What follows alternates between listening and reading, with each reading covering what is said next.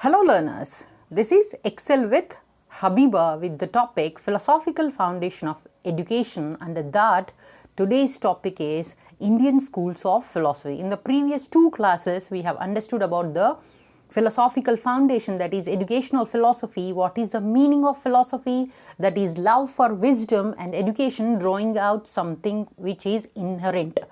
Now the third topic is Indian Schools of Philosophy. Let's begin. Under that, we are going to understand different terms: Sankhya, Vedanta, Buddhism, Jainism, Islamic tradition, with special reference to the concept of knowledge, reality and values and their educational implication. Let's begin with the meaning of philosophy in the Indian context. First of all, that is darshana or tattva. Now, drashtya anane iti darshanam, that translates as the one through which it is seen. Now, from a philosophical point of view, to see means to realize. In philosophical context, we are talking to see, darshana. Darshana therefore means to realize. Whatever question arised, we have to realize what is that question, and there should be a quest to know what is inherent in that.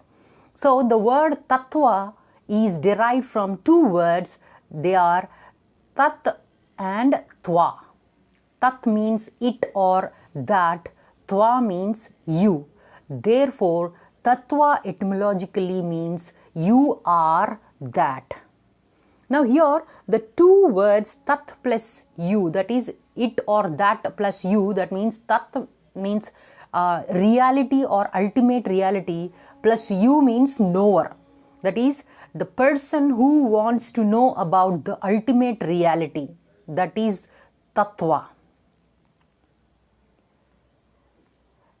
Now here we understood clearly about the meaning. Now let's see about the Indian thought did not distinguish between reality and the person or epistemological subject, and hence epistemologically knowledge in Indian thought became inward. That is, however, it must be emphasized that it outgrew the etymological meaning and its nascent stage, that means in the beginning stage itself. Man is involved directly or indirectly, value is involved, hence axiology surfaces. Axiology means related to ethics or morals. So value itself that is involved with ethics and morals. So man is involved, what to do, what is good, what is bad. So when man is identified with reality, it and the whole lot of issues related to reality gain value overtones. Hence, in Indian context, value is not merely a subject matter of philosophy, but philosophy itself comes to be regarded as value. Indian thought is essentially pluralistic, as we understand through the exposition of reality. First, we can begin with the types of reality, and this can be done from two different angles. Let's see the angles here. That is secular.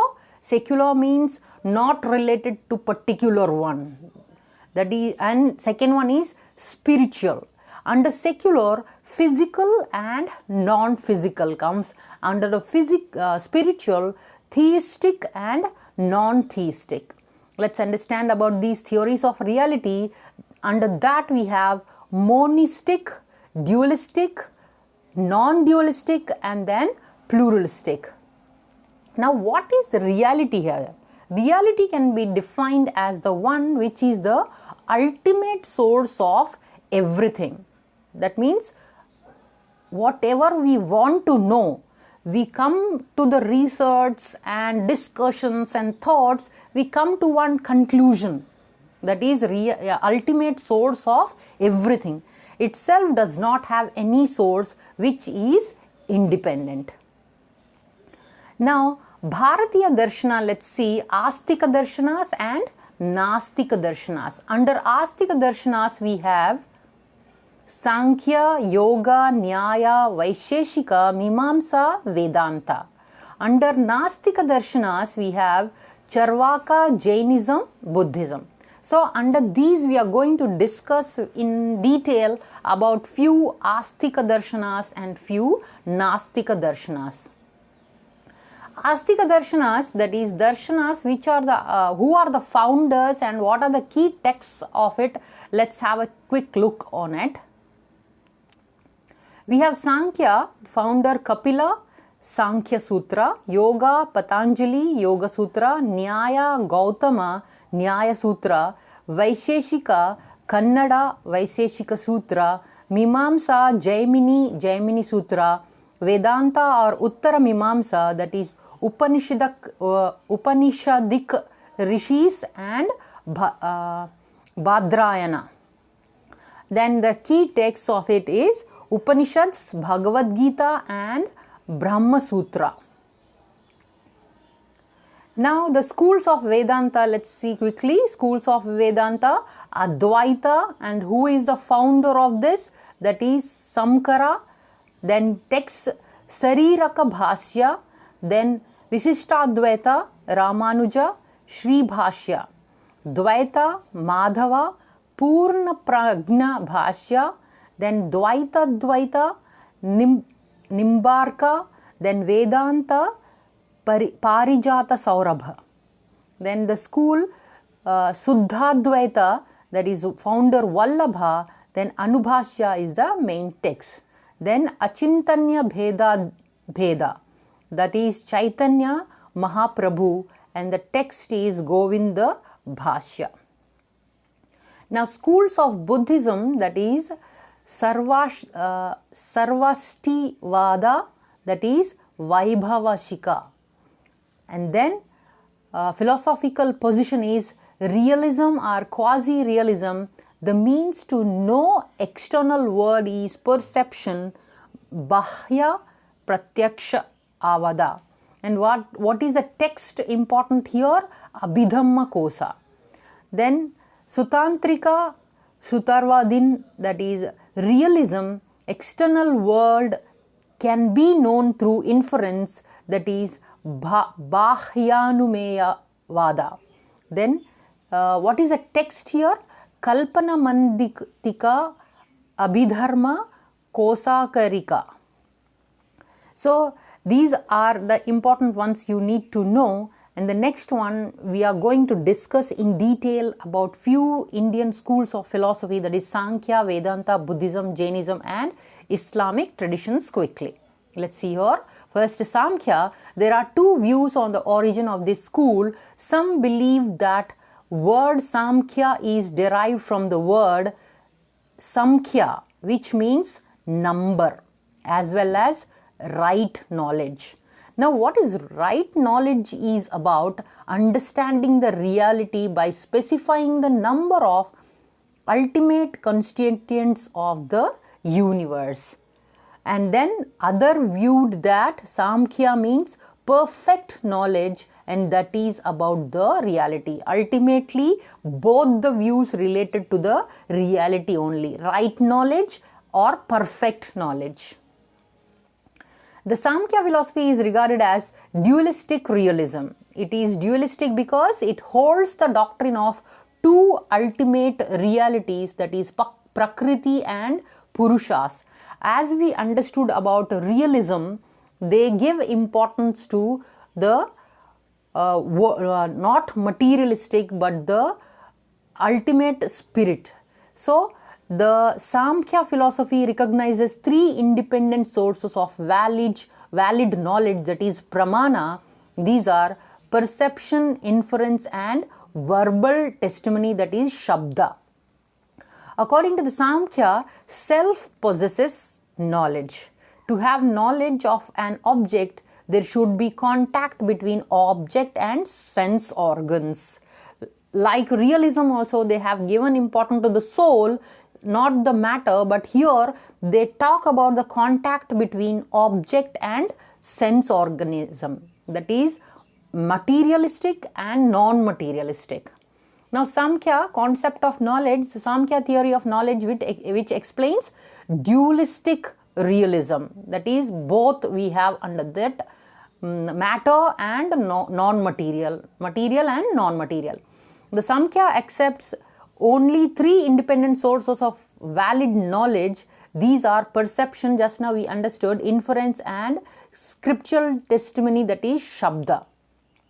The other sources of knowledge like comparison, postulation and non-cognition are included under these three and not recognized as separate source of knowledge. All the three are under this.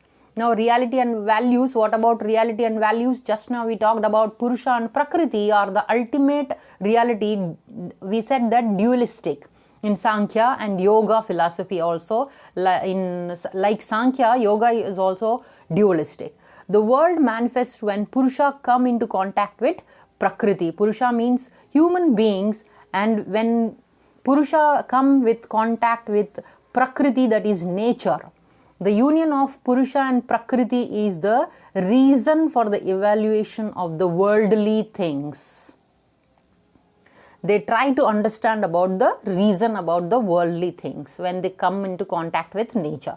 Now, what is the educational implication here? Self-realization is the source of knowledge or cognition.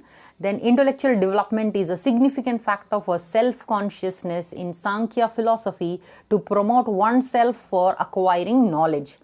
Then development of sense organs. Then mental development is also another important object to attain quality of life. So we understood that self-realization, intellectual development, development of sense organs, then mental development. These are the main educational implications of Sankhya philosophy. Now let's come to Vedanta.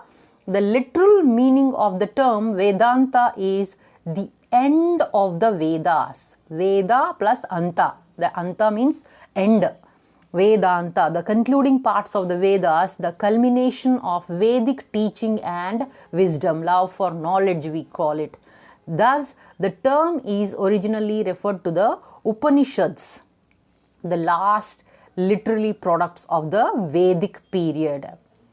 The views of the Upanishads also constitute the final aim of the Veda or essence of the Vedas. The Vedanta Sutras is perhaps the most available and significant source of the study of Vedanta. So, Sutra admits two sources of knowledge, that is Pratyaksham, that is perception, and Anumana, that is inference. So, the Vedas and the Upanishads from the background of the Vedanta, they are called Shruti. So, Vedanta philosophy is based both upon revelation of Shruti as well as thinking, argument and logical justification. Now let's see the main important things under this concept of knowledge. Under Vedanta, Vedanta philosophy considers two very important questions and related to reality and values also. The theoretical determination of the nature of substance or reality, underlying experience and of the origin of knowledge, ultimate one. So, and the ethical problem of duty and ultimate ideal of human life.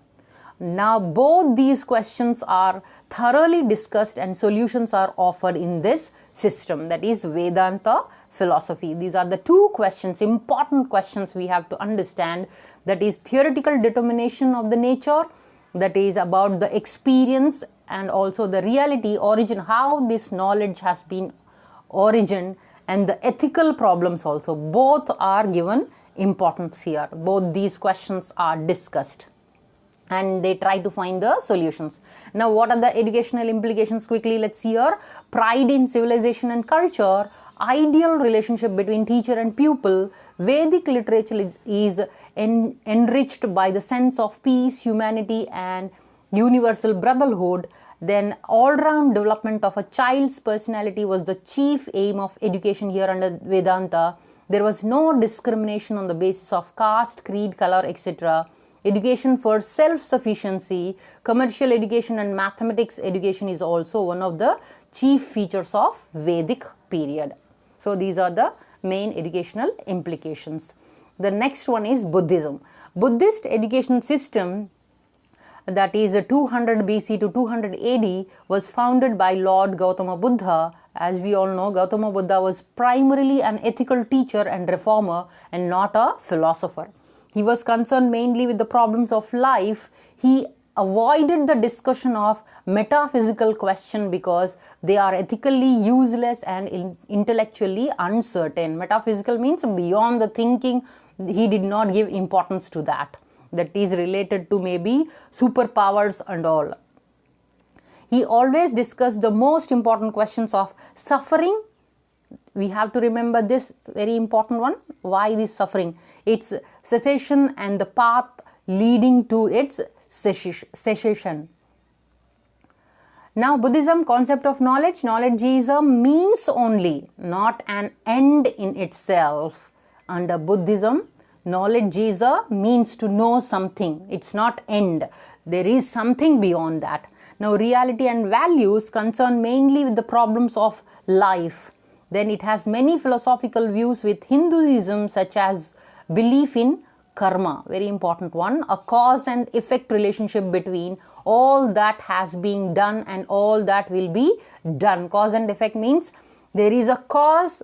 If anything happens, there is a cause, and that happening will result something else also. There is an effect of that happening also. They talk about that. Then events that occur are held to be direct results of previous events. Whatever we have done in past, that is the result of the future endeavors. Then ultimate goal for both is to eliminate karma, that is both good and bad, end the cycle of rebirth and suffering, and attain freedom, that is moksha or nirvana. That is the ultimate goal here under reality. Now, educational implications, the cosmopolitan, then total development of personality, no corporal punishment, positivism, ethical, and then democratic, development of good conduct, moral discipline, emphasis on manual skills, then pragmatic, value education and character development, secular as well as religious subjects were taught under Buddhism. Now, Jainism or Jaina, that is derived from Jina. Etymologically, meaning of the word Jina is conqueror, that is winner of something, conqueror. Jainism is the name of one of the religious traditions that has its origin in the Indian subcontinent. According to its own traditions, the teachings of Jainism are essential and hence we have no founder here. However, the Jainism of this age can be tracked back to Mahavira, a teacher of the 6th century BC, a contemporary of the Buddha. Now, Jainism or Jaina, it is the common name given to the 24 teachers, that is Tirthankaras, because they conquered all passions, raga and dvesha, and attained liberation. Now, Jainism is often classified as a philosophy, a way of life rather than a religion. Now, let's see the concept of knowledge under Jainism, considered as one of the means to attain liberation. Just now we discussed. And what about the knowledge here? Knowledge is not something to be grasped and possessed by the soul, but is a state of the soul itself. Knowledge is the essence of the soul. We have to remember this statement. Knowledge is the essence of the soul, not knowledge is grasping something. Now, it divides all knowledge into two classes, that is mediate, that is paroksha, and the immediate aparoksha. Then comes the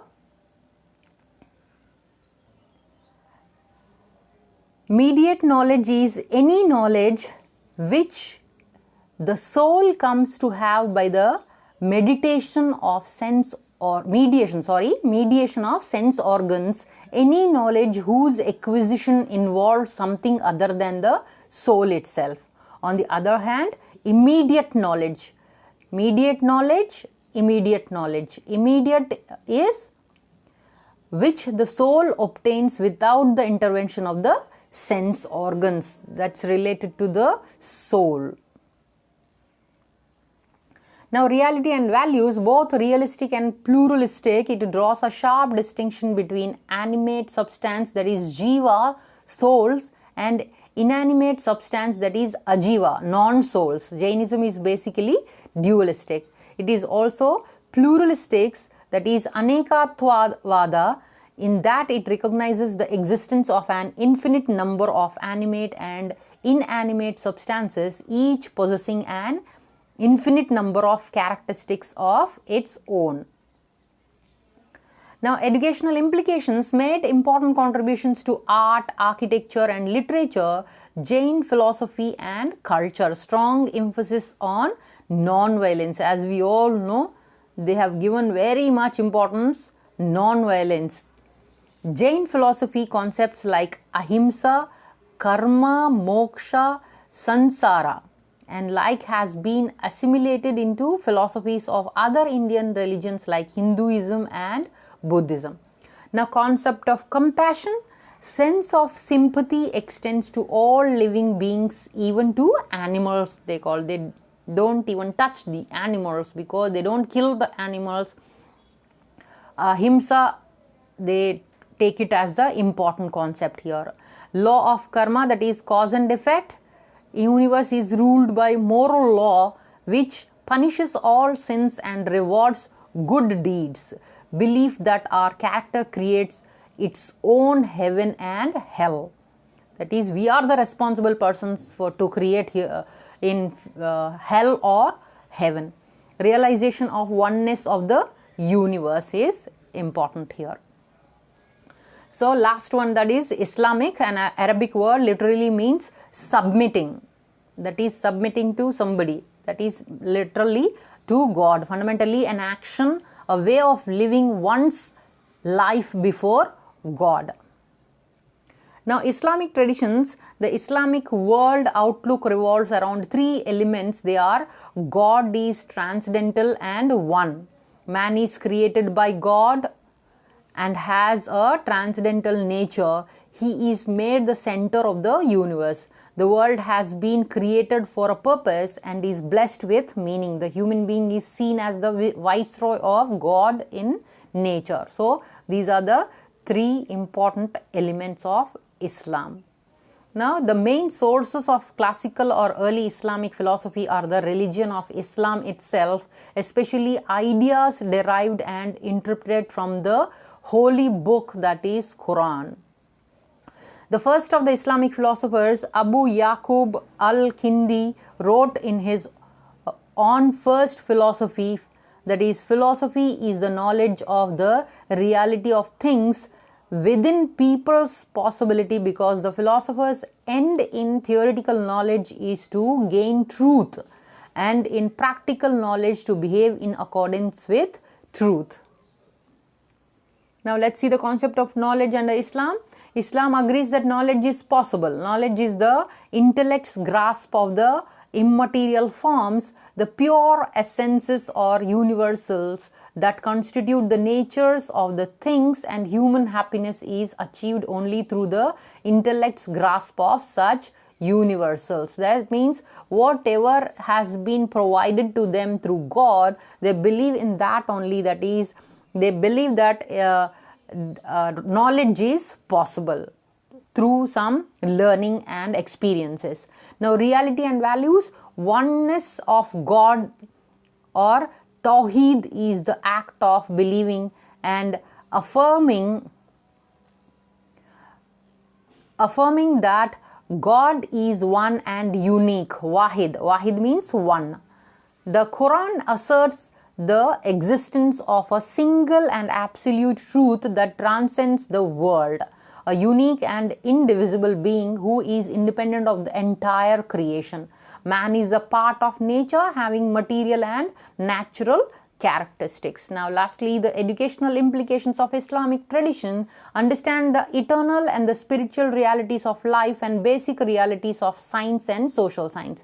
Then produce and create a good mankind. Balance growth in personality, which comprises of intellect, physique, emotion, spiritual and soul. Then development, commitment towards the basic values which have been prescribed in religion and scripture.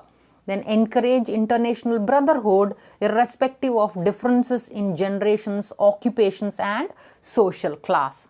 So this is all about the Indian schools of philosophy. If you like the video, please do like, share, subscribe and comment below. I'll come up with the next class with the Indian philosophy itself.